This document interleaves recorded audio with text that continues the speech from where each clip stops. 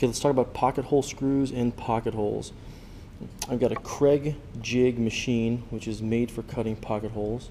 I've got a pocket hole that's been drilled into this piece of wood right here. You can see it's an angled hole, and you see the hole on the other side. And I've got a pocket hole screw. Now, a pocket hole screw is pretty specific to this process because it has a specific thread form. It's actually got a self-tapping thread. You can see the cut that's in the screw right there. It allows it to drill its own hole, so to speak. It's got a flat bottom on the underside of the head that allows that flat bottom to sit against the flat bottom in the angled hole. Now, how can we use pocket hole joinery? Well, as you can see here, I've got a piece that represents our tabletop for Woods 2 and our table rail. Now we're going to attach our tabletop to our table rail using pocket hole screws and pocket hole joinery. Here I've got a edge to face joint.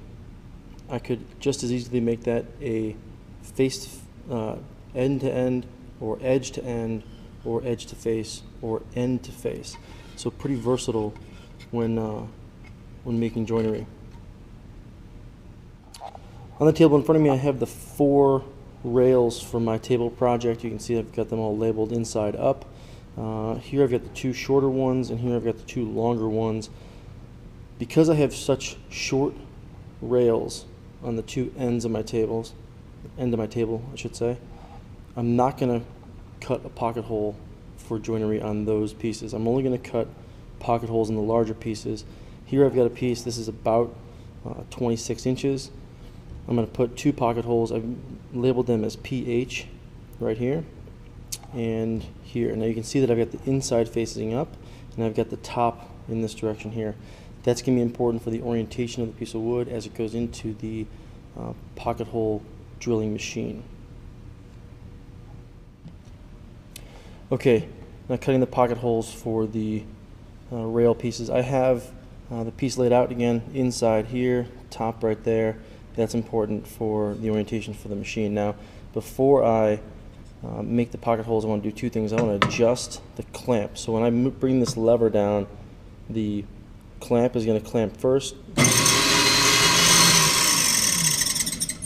and then the drill will start to spin. So the clamp needs to be just above the workpiece. You can see that I can slide the workpiece under the clamp without too much trouble. You can see these 2 black movable stops on either side of the drilling clamp. I'm going to use that so I can get even spacing on both sides. So I'm actually going to move these out. I want to have 1 pocket hole right about here. So I'm going to move this clamp out. That's about as far as it's going to go. I'll do the same thing for the other one.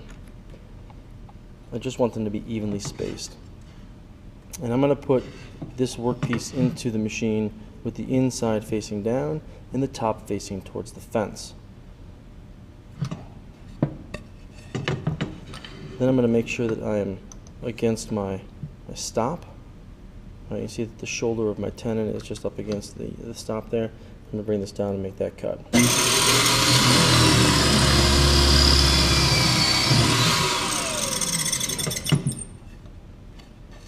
Alright, that's one.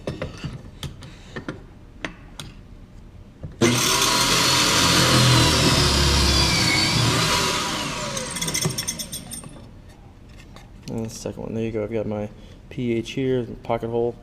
My pocket hole is right next to that. They're evenly spaced from the outside tenons. I would do that for all the pieces that need pocket holes. If you have longer pieces, you may want to have 2. If you've got pieces that are 36 inches long or longer, you may want 3. So 1 towards the end by the tenon, and then another one towards the middle. And if you have really short rail pieces, you may not need a pocket hole at all.